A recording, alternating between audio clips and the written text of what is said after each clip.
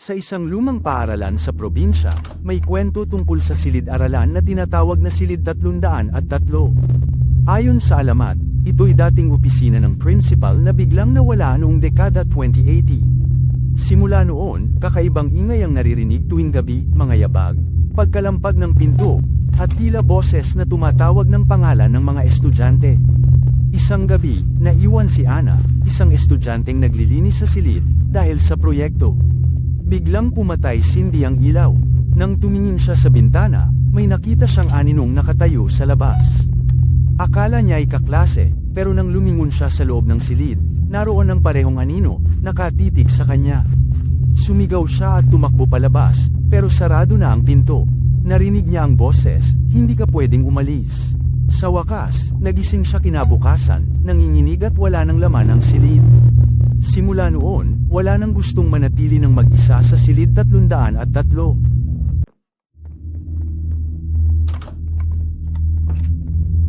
Sa isang lumang paaralan sa probinsya, usap-usapan ang tungkol sa isang kwarto sa likod ng aklatan na laging nakakandado. Ayon sa mga guro, dating imbakan ito ng mga lumang libro, pero sinarado matapos may estudyanteng nawala roon mahigit 10 taon na ang nakalipas. Isang gabi, si Liza, isang matapang na estudyante, ay napilitang magpaiwan sa paaralan para tapusin ang kanyang proyekto. Naisipan niyang magtungo sa aklatan upang kumuha ng reference.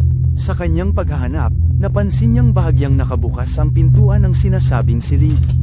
Sa kabila ng takot, pumasok siya at nakita ang mga alikabok na libro. Bigla niyang naramdaman ang malamig na hangin sa kanyang batok. Nang lingunin niya, isang batang babae na may dagwang damit ang nakatitig sa kanya, walang mga mata. "Tulungan mo akong lumabas," sabi ng bata bago biglang nawala. Kinabukasan, natagpuan si Liza sa aklatan, nanginginig at tahimik. Simula noon, wala nang naglakas loob na pumasok sa silid na yon. Sa isang maliit na baryo sa bundok, may isang lumang bahay na hindi na pinapansin ng mga tao. Ayon sa mga matatanda, may isang babae na namatay rito ng malungkot dahil sa sakit at iniwan ng kanyang asawa. Kadalasan, may naririnig na mga kaluskos at boses sa loob ng bahay, kahit walang tao. Isang gabi, naglakad si Marco at ang mga kaibigan nito papunta sa bahay na yon upang subukan ang kanilang tapang. Nang pumasok sila, nakatagpo sila ng isang luma at punit-punit na larawan ng isang babae. Habang pinagmamasdan nila ang larawan, biglang nagdilim ang paligid, at isang malamig na hangin ang pumasok mula sa bintana. Narinig nila ang isang malungkot na iyak mula sa loob ng bahay, at bigla na lamang silang tinulak palabas. Nasa labas sila, ngunit ang mga mata nila ay puno ng takot, at sa hindi malamang dahilan, hindi nila naaalala kung anong nangyari sa loob.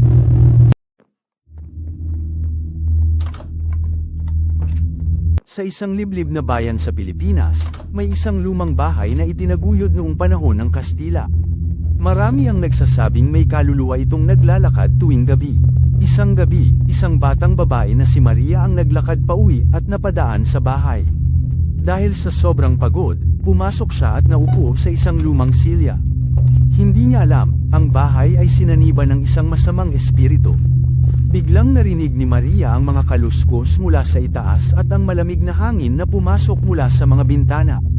Habang nakaupo siya, isang malamig na kamay ang humawak sa kanyang balikat. Nang lumingon siya, nakita niyang wala siyang kasama, kundi isang aswang na may mapulang mata.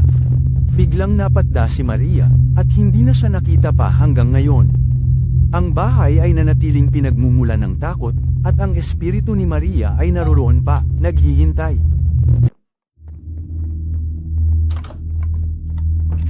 Isang gabi, habang naglalakad si Marco sa isang dilim na kalsada pauwi mula sa grocery store, napansin niyang wala ni isang tao sa paligid.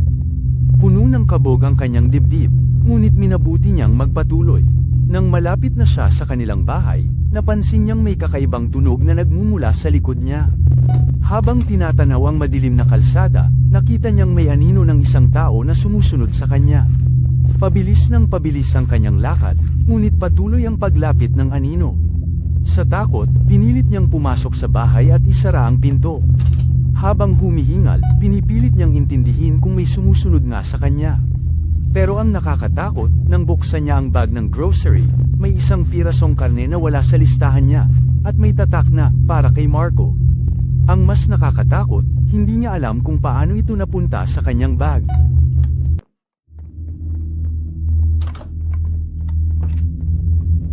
Sa isang maliit na bayan sa probinsya, may isang lumang tindahan ng grocery na matagal nang isinara.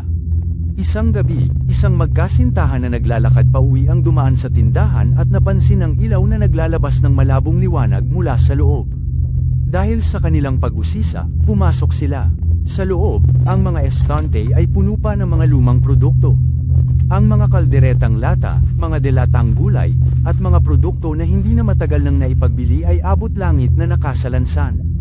Subalit, may isang bagay na hindi nila kayang ipaliwanag, ang isang maliit na tuldok ng presensya sa likod ng counter. Isang matandang tindera na may puting buhok at maputlang mukha. Nang tumingin sila, ngumiti ang matanda at nagsabi, "Huwag kayong mag-alala, laging may bago dito."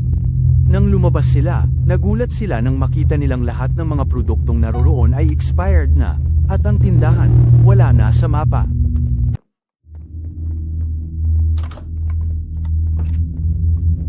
Sa isang liblib na baryo sa gitna ng kagubatan, may isang lumang eroplano na na-crash noong dekada 70.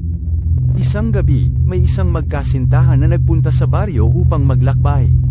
Napagdesisyonan nilang dumaan sa lugar ng lumang eroplano. Habang naglalakad sila, narinig nilang may mga mahinang tunog mula sa eroplano, parang may mga naglalakad na paa at mahinang mga tinig. Ang lalaki ay nagpasya na pumasok sa eroplano upang mag-imbestiga, ngunit nang pumasok siya, tumigil ang tunog.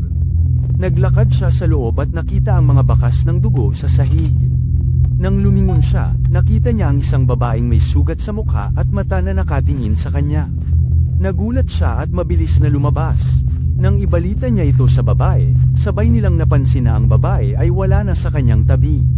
Sa gilid ng eroplano, may nakasulat, "Ang huling saksi, huwag maging isa pa."